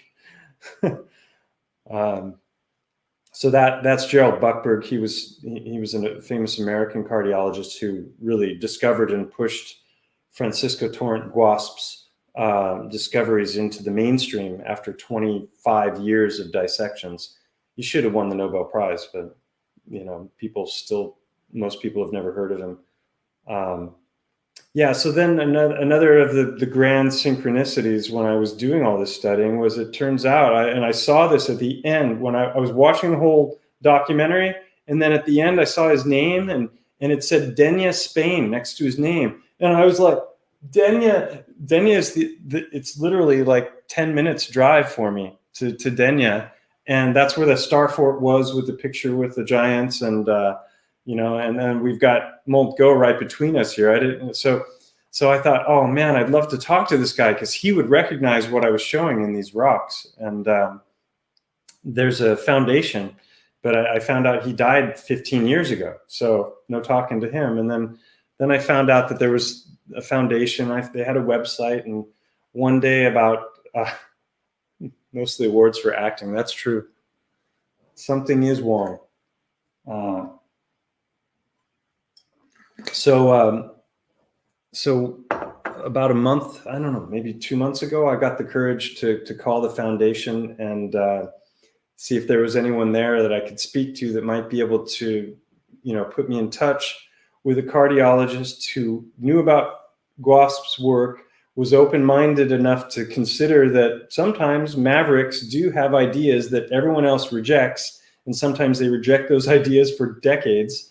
And I wanted to, see if a cardiologist could recognize what I had to show, so I called, and Francisco Torrent Guasp's wife answered, which I kind of half expected, but I really wasn't expecting it. So I spoke to her for a little while in Spanish, the best I could, and she was really nice. And when I told her what I was hoping to do, she put me in touch with her son, who was Junior, now not Junior because his father's no longer alive, but also named Paco Guasp, Paco for short. And yeah, so I called him up that day and spoke to him on the phone. And I didn't tell him exactly what I wanted to talk to him about because I was afraid he'd think I was crazy. And so I just told him just enough to pique his curiosity. And he was like, well, I'm coming to Javia this afternoon. I could swing by. And I was like, sure. So all of a sudden I was like, I had 3 hours to prepare for this guy coming and go through all my rocks and organize them and lay them out in a way that was coherent. And by the way, being a little crazy is okay when you do something outstanding, right?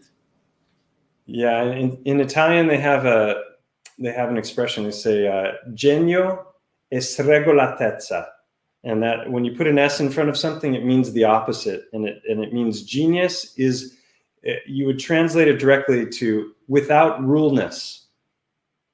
It's not without rules, but without ruleness.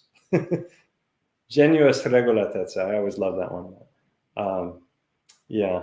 So he came by, and I filmed before he came, just talking about my thoughts, and then showing what I was going to be showing him to the people watching. But I didn't want to ask him to film or to record him when he was here, because I thought it would make him nervous and put him on guard. So I did. So you told him you have a YouTube channel, right? He knew you would be making a video. I sent him a link. I told him that I'd made a video about his dad. I made a video called Helical Hearts, Petrified Organs, and Synchronicities.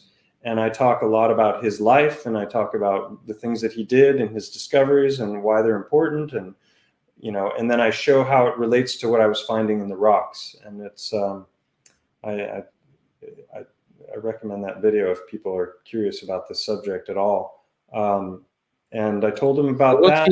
What was his reaction actually after you showed him all those rocks? Well, he was here for almost 90 minutes. So at first I thought he's going to think I'm crazy and he's going to want to go. And I decided beforehand that I wasn't going to mention the mountain at all, because the rocks is already a big enough leap to try and get your head around and to consider as a possibility.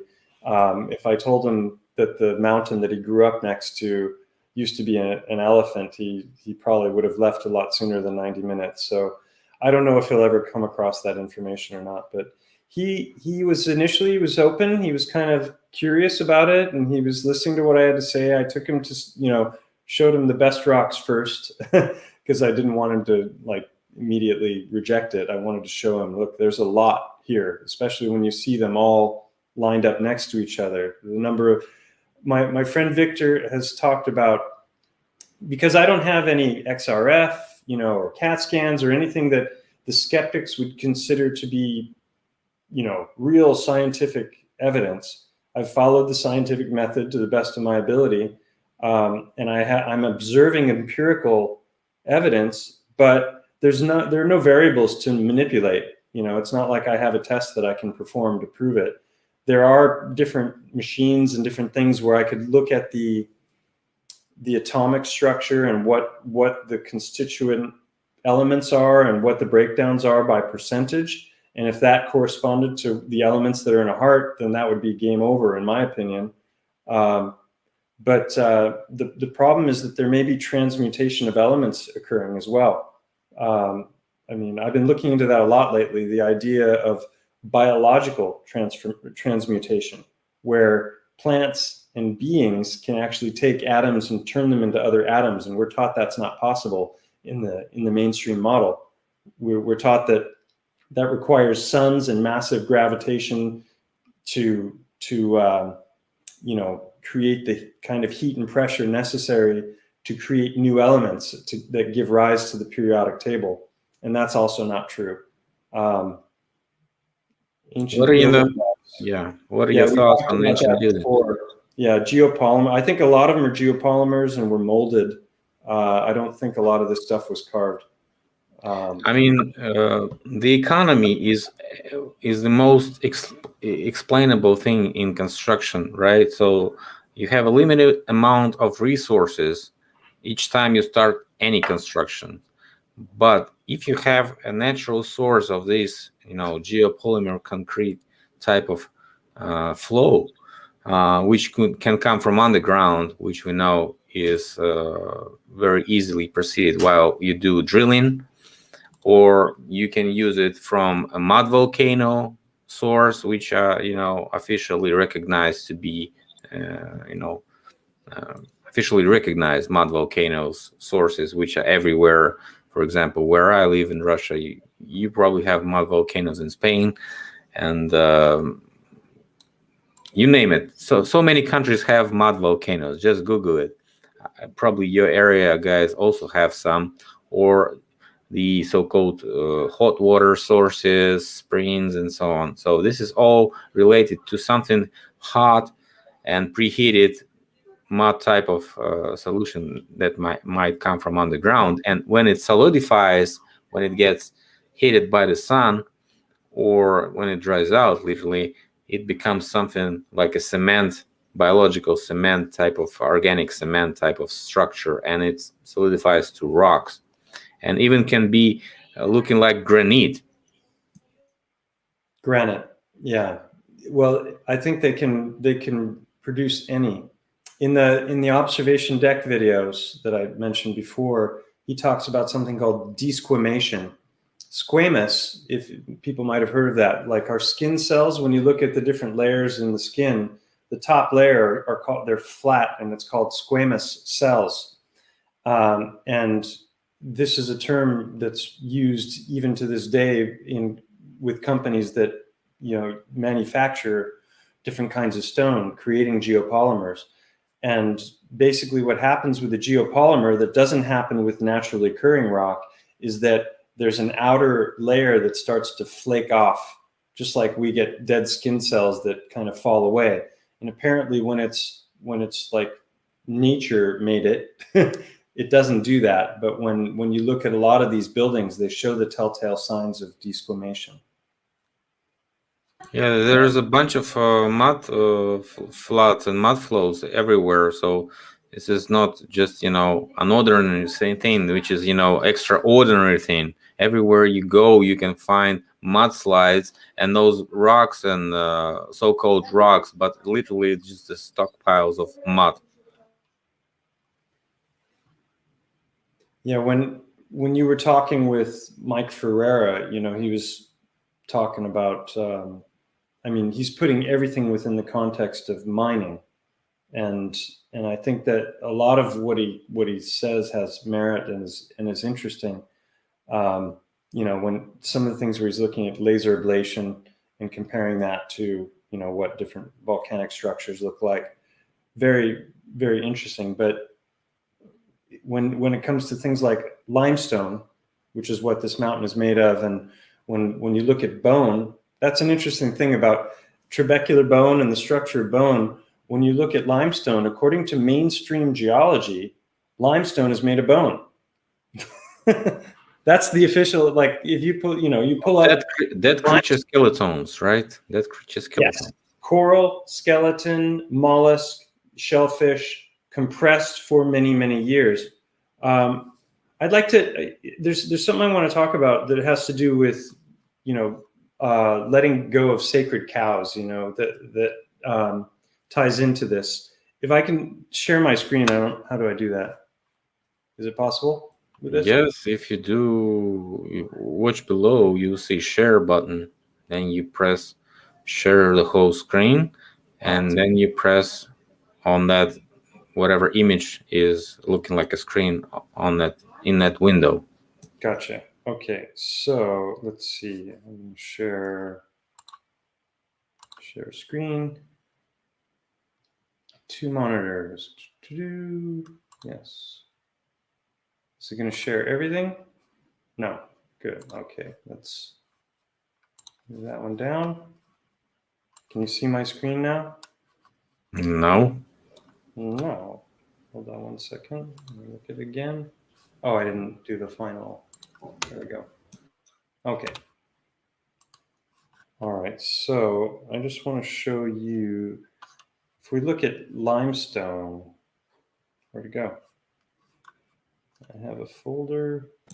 You show us the green people. Green people, yeah, that's a story for another time. Sorry, 1 second. There we go. Next. Yellowstone, the paint pots must be mud volcanoes. Okay, so you can see that, right? Yep. So here we have limestone that you can see the shells in it, and those can be very, very small. And here you can see the coral and the different shells compacted. So I think that there are limestone sedimentary layers that are made out of all of these creatures, but not all limestone is like that.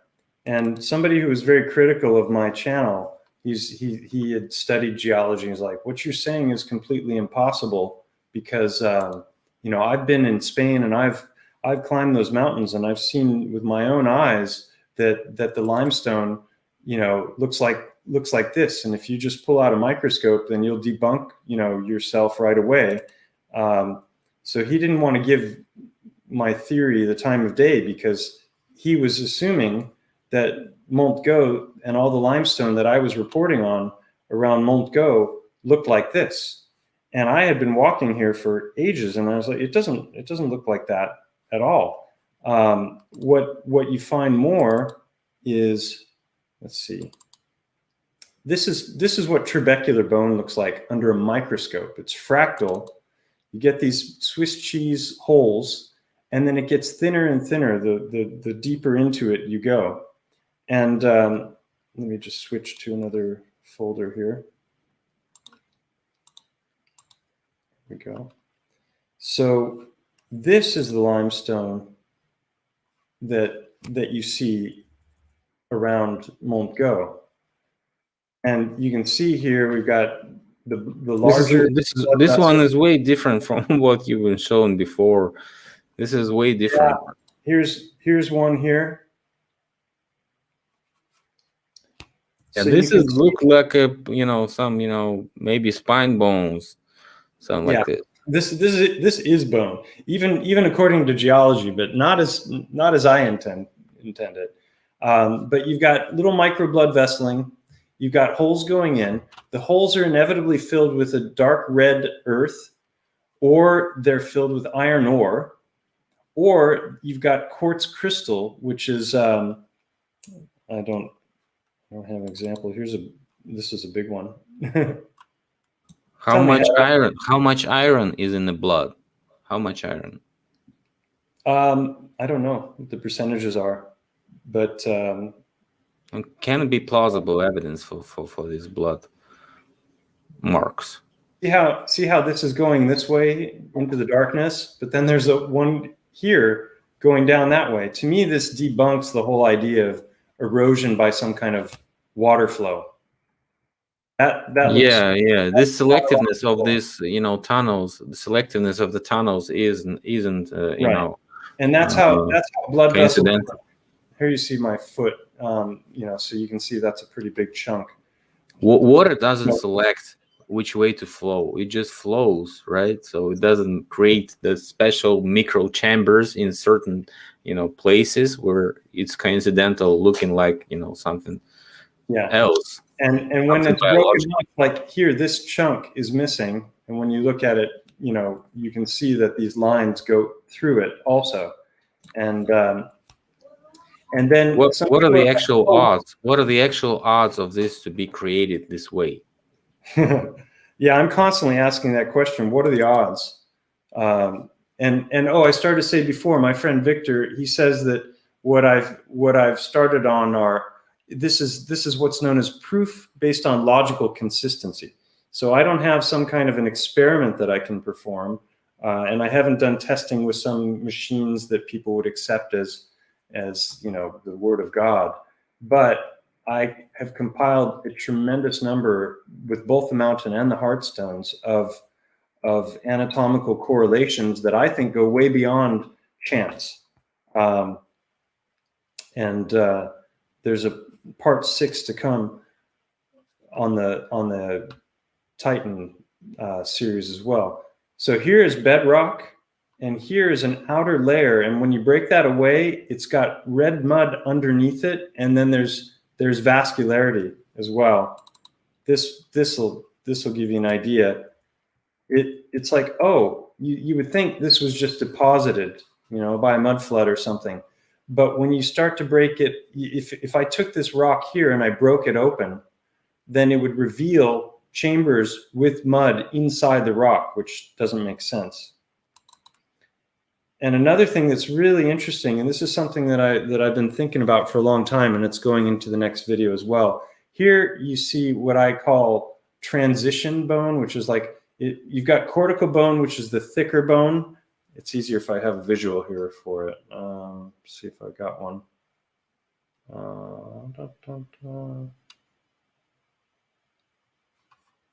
Here, wait, limestone. Hold on one second. So all of those rocks above, while I'm looking for this thing, they're broken pieces, not of the kind of rock below, not this rock, but that other rock that I was showing you that had all the lines and the blood vessels. It's like a thinner layer that can be broken up into these fragmented chunks. And what you'll never see are any of these rocks becoming heartstones. And what's interesting about these terraces is they literally cover the entire this entire region of Spain, all the way up to like mind-boggling heights are terraces everywhere you see. I'll show you some. Actually, wait a minute. Let me just show you here. This is better. All right. So here's our favorite mountain. And when you start to look at the lines, can you see that? Yeah. So there are all these lines here, and some are saying, oh, that's sedimentary layering. That disproves your theory. Well, all over this region of Spain, it doesn't matter where you go, you find those lines. See all those? Those are man-made, or probably man-made. Those are just like that picture I showed. Those are these. And they are in quantities that defy belief here. Hold on, let me just show you. So it's artificial, right? Yeah, and they're everywhere. And they're made of the outer layer. And then like this would be bedrock. This is the thicker, what I call cortical bone. And then you find these, let's see here. I think this is the one.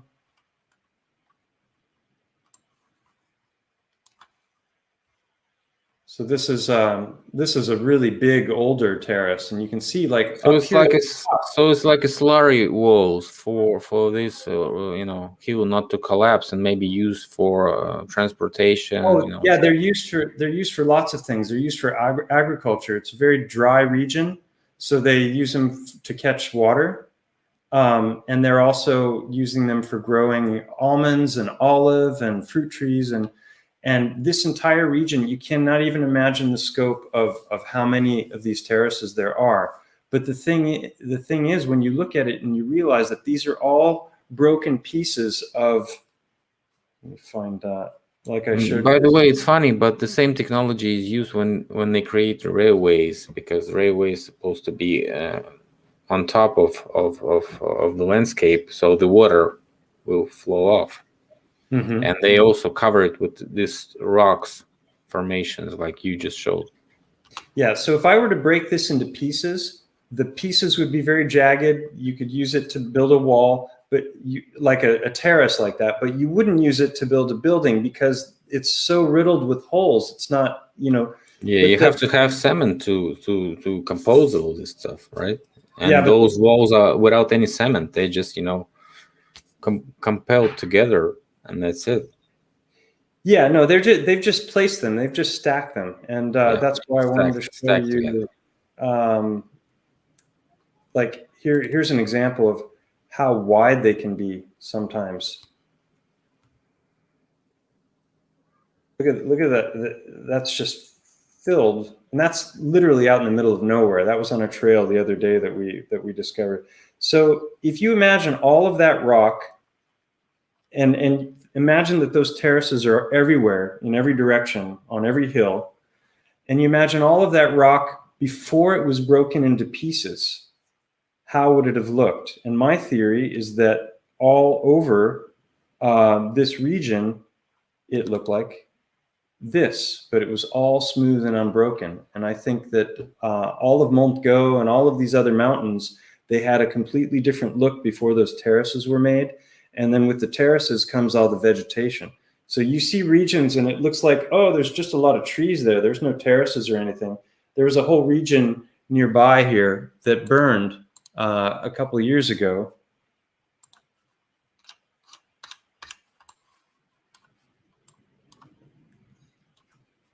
Right down here, this whole region burned. And once it burned, then it exposed. You can see these terraces go all, this area has been lived in for a very, very, very, very long time. Every single mountain covered with those everywhere. So if you imagine all of that was this smooth kind of rock that's filled with blood vessels, might look a lot more like an elephant then. Don't know what that is, if that's a sculpture or what, but imagine that, the size of a mountain.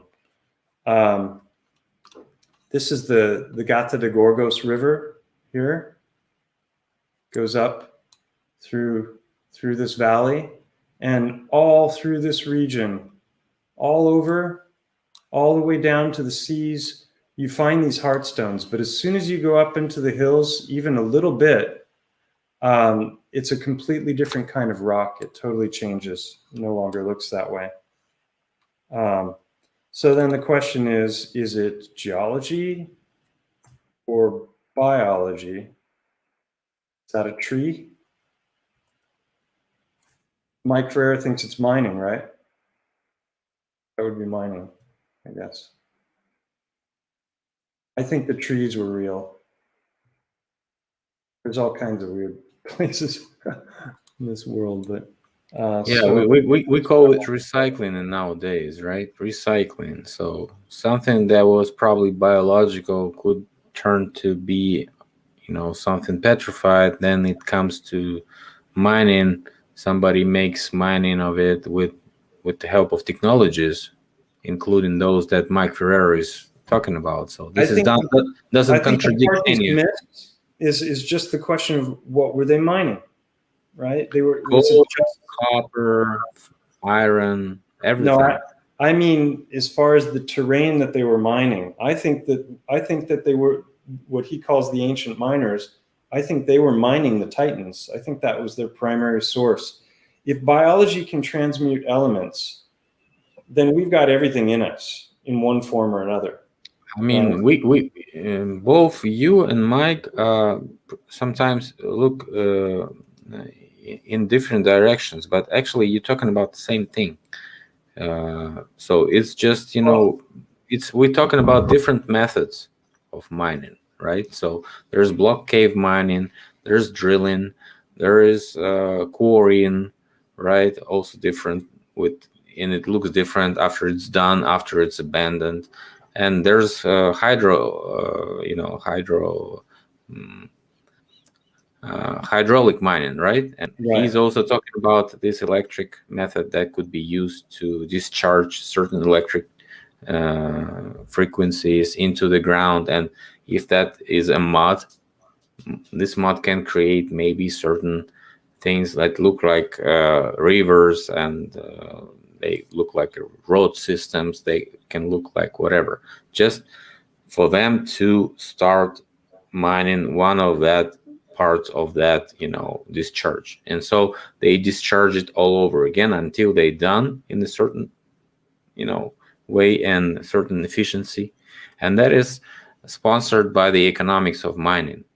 That is kind of, it's all the way to the goal. The goal is to sell the resources that you mine to somebody else and get the budgets to mine more. And that could be explainable in the way of logistics. It could be explainable in the way of those star forts that we find everywhere. And so even your place has a star fort. So who knows? Maybe those star forts were outposts of the miners. And this is what we see. We see the evidence of their work. They could have been charging this place with explosives and collapsed this left side of this Mongol mountain, and then use it to create.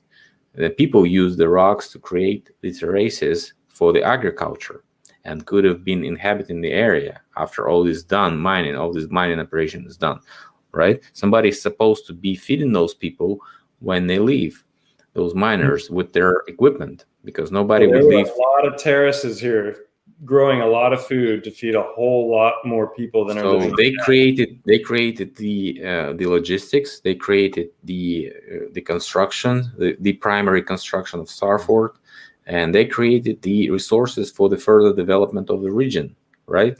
The roads, the rocks for construction of those terraces, maybe the rocks for construction, or maybe even the blocks for construction, the houses, who knows? Maybe a port, maybe a road to some capital city of miners. All of the above. That's my new answer to just about everything.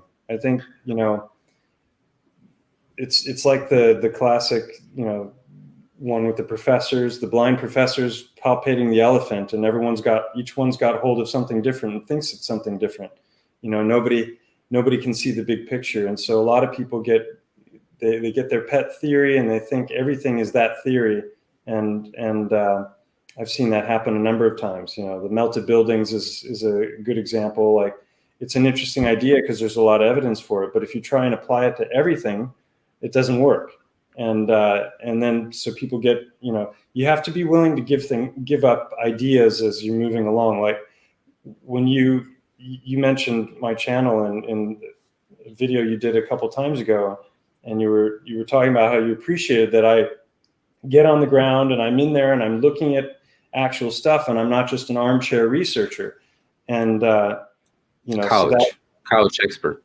Yeah, it's important to interact with what you're looking at, and not just see it on a screen. And sometimes you come across information that contradicts your view on things. And I thought that almost happened when I was looking at I'm going to share my screen again to show you. Someone was talking about the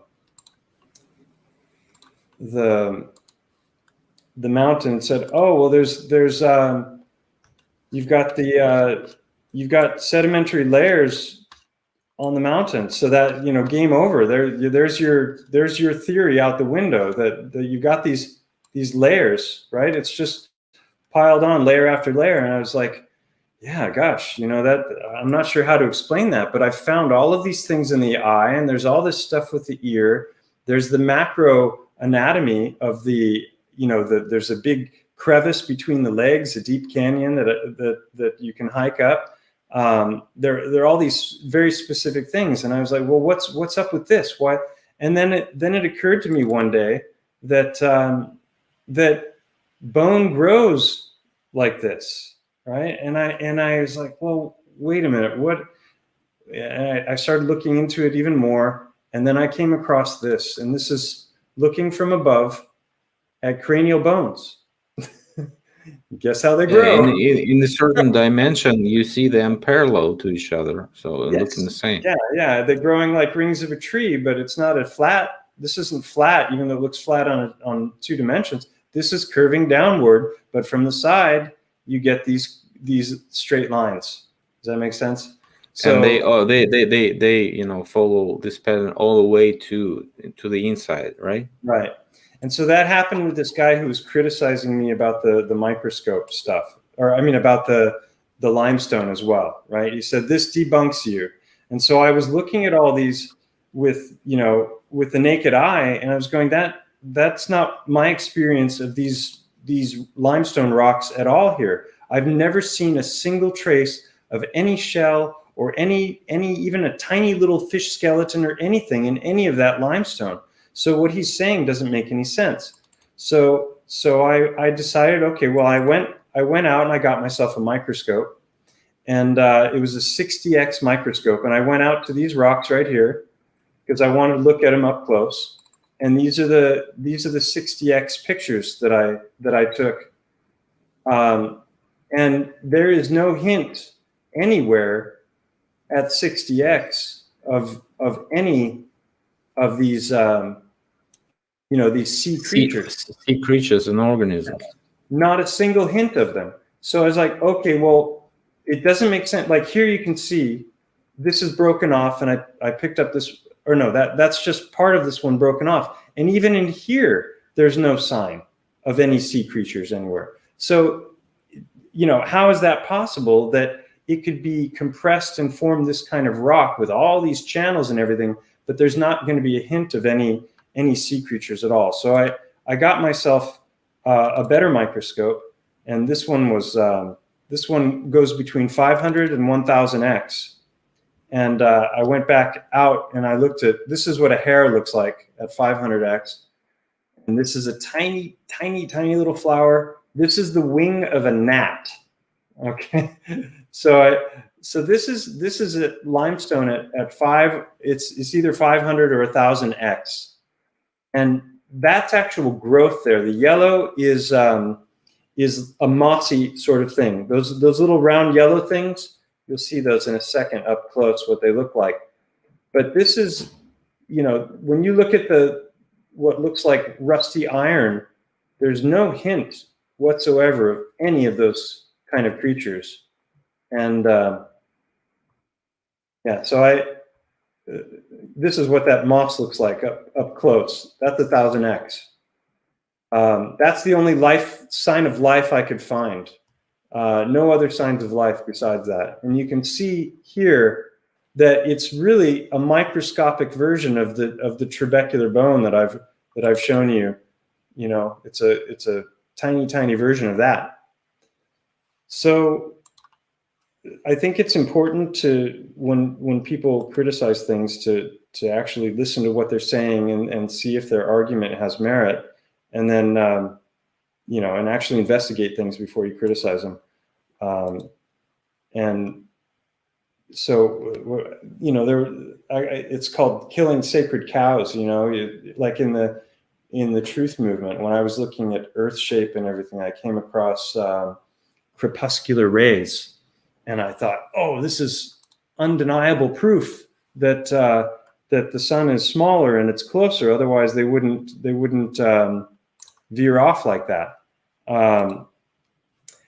And then I saw a video of a guy showing that that's just the nature of how light works. And if you're driving past a field and you ever see the guy running in the field, that's like the lines are perfectly parallel, but that's when you're looking straight out, but the lines out to the sides are angling away. So when I realized that, I was like, wait a minute, that's just the function of how our eyes work. So, there's still tons of people that crepuscular rays doesn't prove Earth shape either way. It's inconclusive. but there's tons of people claiming that the sun is smaller and it's closer because of crepuscular rays.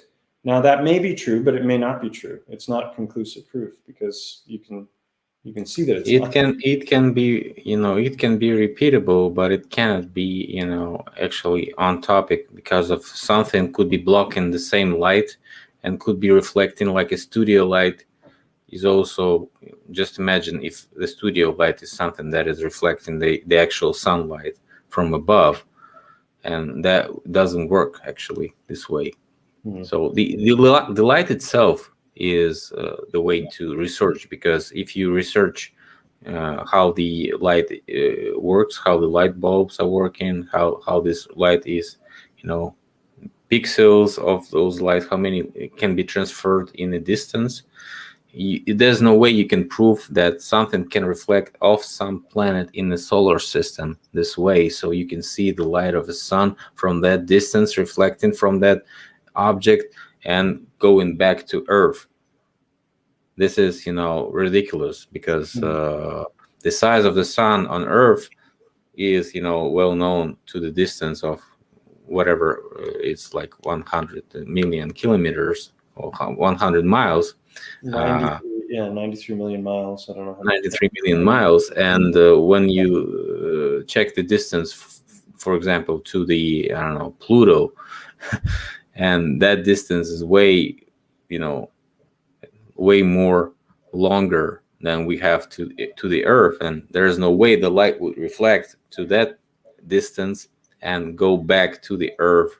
As is just unimaginable, Yeah, there's so. I mean, that's such a big and deep topic, obviously.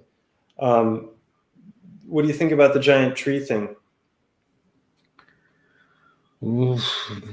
I'm not pointing at each and every Table Mountain to be a, ancient tree stump, petrified tree stump, because none of that basalt thing is working. With my opinion, I'm researching melted rocks right now, and I'm gonna make a brief video very soon about melted rocks, how they can be used in current technology. There's a lot of information about that, actually. And all those rocks look like a type of basalt, and so that kind of proves that basalt is actually preheated melted rock that is coming from underneath.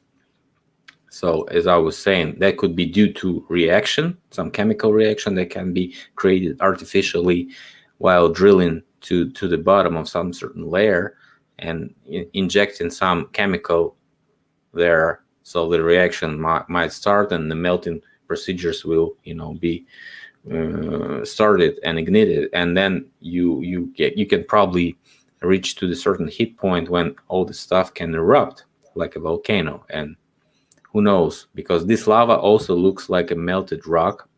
It looks like a little bit polished when it dries out, so kind of like basalt. So the production of pipelines and grinders that are also used in mining, even pavements on the streets and the roads could be used from this melted rock. And they actually do it and sell this rock in some certain areas. Czech has it, Russia has this production of melted rock formations and pipelines. So this is very interesting. I'll make a video about that. So you all guys see that all these melted rocks looks different from what people call melted buildings, because when it's melted, and when it's just a flow that is drying out and looking like melted, it's not melted, because melted is always polished and shiny. Okay. Yeah, vitrification, I think. Vitrification, yeah. I think we have a pretty good show today, and as you wished, it was 2 hours. Thanks a lot, everybody in the chat. We see a bunch of people interacting. And you can subscribe to Mike's channel, clicking the link in the description. There's also a video that is also probably a coincidental evidence that Mike is doing great research, because those haters created a video about him, and you can click the link and go to that video and dislike that video for us, because it has only 100 dislikes, so we might as well give him another 100. Although it won't help, because that channel is really big. That's Simon Den.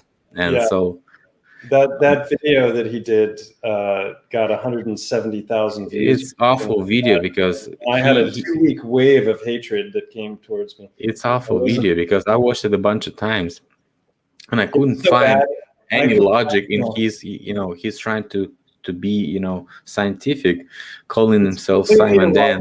He contradicts scientific method in a variety of ways. He's just like a propaganda, from Soviet Union, putting a little clip of your, research, and then saying, no, that doesn't exist. Then putting another clip of yours. No, this is obviously doesn't exist. Mud floods never happen. I said, what?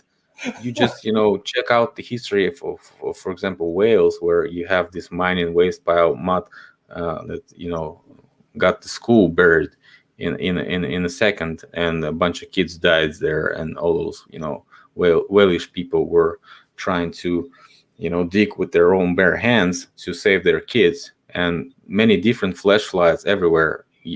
Mud flood in Indonesia, which is currently ongoing, never stopped for 12 years. I don't know how. So there's a bunch of mud floods, and mud is flowing from underneath. So I don't know what these people trying to prove, and what are they? Why, if they're interested in your research, that is a huge grade for you to be a real researcher and being bugging them. Yeah, a friend of mine, Howard, was like, "You should be thrilled, man. You attracted one of the biggest trolls out there." It's like, that's like total confirmation. You're on the right track. Yeah. But it wasn't fun. A friend of mine, David, told me, "Hey, you can set the videos to approve only on the comments," and that was a lifesaver, because I was like having to monitor the channel, because I don't mind if people come in and criticism, and if they see flaws in the work that I've done and the research, and they're like, "But what about this or what about that?" I take the time, I answer those questions, but it was that wasn't what was happening. These guys were just coming and telling me I shouldn't procreate, and that is like initiation, man. Gene pool and et cetera, et cetera. So it's like a college initiation, man. When you have like a rookie year and you have this initiation, somebody trolls you with some heavy, serious drink. You think it's iced tea. You drink it and you totally knock you out. So, I mean, you're a great person. You have a real life experience with fighting. Somebody which is right now in most of the headlines in the previous year, and so you had an experience that is quite. I ran across another channel the other day that did like a 3 or 4 minute mocking video, and it's like, it wasn't Neil deGrasse Type video. Like, it's like I would say something, and then he pauses the video and he adds laughter, like a laugh track to it. I was like, okay, now I'm a sitcom, it's kind of surreal. But I wanted to ask you a question before we go. Are you familiar with Hangman 1128's channel? Not really. Let me just make sure I got the right number. YouTube, because he's done probably like 50 hours of on-site research, where he's showing, Hangman 1128, I think. Yes, that's the right number. Yeah, he's done some great footage where he is showing basically every kind of, if you imagine a tree decomposing and breaking into different pieces and all the different kinds of patterns that would form from a decomposing tree. And he shows, like, time and time again, like he's in the forest and he goes and he picks up a piece of tree, and then he like holds it up, and right behind it is a mountain that looks identical to the tree. So basically, if you think of the trees that are there now as moss, and the great avatar trees were there in the past, he's got very, very compelling footage and evidence for that. I mean, Roger thinks Devil's Tower was a tendon ball. No, I don't think so. I think that was a tree or some organic thing. I don't think it was, or not a tendon ball. The tendon inserting into a heel or something. I think that some of the plateaus may be the remains of mining. Some may be former trees that were, and then you see these jagged mountains. So yeah, check out the tree thing. I think it's fascinating. Yeah, it looks like our world was used by different, layers of creatures, and one more important thing. Can you do another 5 minutes more? This is something you're going to want to see, because talk about killing sacred cows. I'm just going to share the screen again. So a friend of mine, Eugenie, has come across an archive of let's see, where is it? Top. Here we go. He's producing a video on this now, but I'm just going to give a teaser. So I've said in a number of videos, and I need to eat some crow here because I lived in Rome for a couple of years. I spent a lot of time walking around these great, what we call Tartarian buildings in this community of this great old architecture, and I know what I call them antique. Antique, right? Well, when I came across the World's Fair stuff, to me that was a smoking gun for a completely rewritten history. And I looked at the scale of those buildings, and I said it's absolutely impossible that they were made out of wood. A structure that big couldn't support itself with just wood. And if they were to spend the time to make those structures out of wood, why on earth would they burn them down? The amount of wood and the size of the beams and everything required, it was just off the charts. But he's come across an archive with thousands of photos. This is all from St. Louis, all stages of construction. Some of it is steel beam, but a lot of it is wood, and you can see the wooden planks, like here, you can see them lying there. So this is gonna kind of send shockwaves, I think, through the alternative researching community, because what we've seen up to this point, or at least what I've seen, has been loads of buildings with lots of, if you see any scaffolding, there's a bit of ladders laying here and there. A lot of it looks like staged photos. But, the stuff, when you look at St. Louis and Chicago, I thought there's no way in hell that's made out of wood and whitewash. But look at this. You've seen this building before, right? This is actual under construction photos. And so Eugenie is putting out a video, I think in the next couple of days. He just started a channel called Retrospect, I don't want to mispronounce it, Retrospectology, like looking at things in retrospect.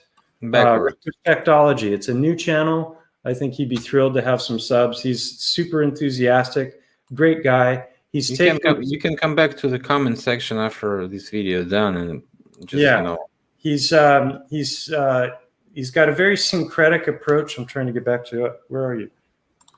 There we go. He's got a very syncretic approach to all of this. He's interested in looking at the overlaps, not just ruling things out, because they don't fit with something you believe. And I think it's going to be a great channel. And what I actually didn't like in all this stuff is that people started to call everything Tartarian and making up that everything was from the red brick, because what was from red brick is still hands on, because all those buildings that created in this white antique, column, colonial, whatever style, classical style, they don't exist anymore, and we cannot prove they made from red bricks, right? And if they were made from red bricks, actually, why wouldn't they be still hanging on like the rest of the buildings? So they might as well be wood buildings. Who actually knows? I never made a video about those destroyed expositions, but it looks like after Chicago fire, for example, they could have been destroyed by the fires and all these events that they had in Chicago, because most of the buildings were destroyed. And they also connect this to the raising of the streets. After the fire was done, they needed to, start to creating those sewers and stuff like this. And so they started raising the buildings that were left. And but that doesn't make sense in case of the previous city. So the previous city was created so badly that they had all those sewers also not working at all. So this is also doesn't make sense, because the city was growing, so the people were healthy. So probably if they were healthy, they had good sewer system, right? Good water, and didn't have any shit around, their houses, like they say about this horse crap theory, as the people were creating pavements, and all those pavements raise and raise and raise and raise, and they're supposed to move to the second floor. This is, ridiculous. These buildings have bathrooms and kitchens. I wonder if they even ate. Maybe they didn't need to eat back then. Yeah, there's a question of bathrooms also that comes up to discussion, because people start to say, if they had bathrooms, actually, where did they why don't they have them in those huge palaces, like in France? Well, if they were giants, there was probably greater air pressure, oxygen concentration, because that causes gigantism in biology. Is you increase the pressure. They've done it with tomatoes, and like it grows thousands of tomatoes, and they're big. So maybe they were just absorbing prana. I don't know. Bushwhacking Tartaria is a great channel. They get on the ground and check stuff out. I think you've interviewed him. Also, there's another guy that's really great, Paul Cook. I think I saw him in the chat earlier. Shout out to Paul. He's doing really great stuff. You talked in that video where you mentioned my channel. You were basically, without using the word, you were arguing for a syncretic approach to all of this, where we're trying to see where things mix and overlap. And I really respect that. And I think you hold a very high standard when it comes to what you expect from researchers. And I appreciate that. And John Levy, the same week that you came out with that video, basically was saying the exact same thing. So I think this is, in order, if there's going to be any kind of unification, any kind of power as a grassroots community, we have to stop like cutting each other off at the knees and start to cooperate more. Yeah, why not? Because everything is advancing, and so I'm just really tired of new topics, so I'm just trying to make what people ask. People ask me to make a video about 1971, so I'm making this video. This is what my schedule looks like. I go back to my group and see what people ask me to do first. So yeah, I had to take some time off. I was just, it's been a weird year with COVID and restrictions, and yeah, we all had a terrible year, and so this is all gonna continue and gonna be intensifying very in front of our eyes. Nobody would have think of what would happen 3 years ago, 2 years ago. Everybody was not even using the reset term, and now everybody using the reset term. And that is ridiculous, because people come back to what I was saying like 3 years, 4 years ago, and just make new videos about the same topics. Those videos pop up everywhere I go. In Facebook, people just making the same topic videos, and that is just it's a path of research. If you start researching alternative history, you get stuck in all those topics that I got stuck 4 years ago. This obviously the path. Yeah, somebody's mentioning FENDAP. That's Flat Earth Nation.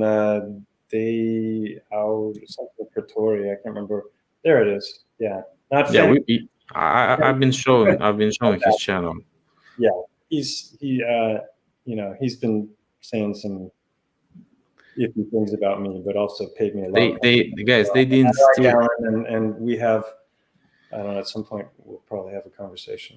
They didn't steal the term Great Reset. They just used the reset as a technology for all these, things and these circles and this cyclic history that we have. Is just, prior prescribed to us and planned way back in days. Everything is predictive programming. When you get into it, it's just like. Those who don't learn what from is mud flood is one of the reset technologies that is obviously evident, and you can find it mostly in every city that has 19th century buildings. Then after 19th century, those buildings with the similar evidence start to disappear mystically, and the cultural layer stops growing.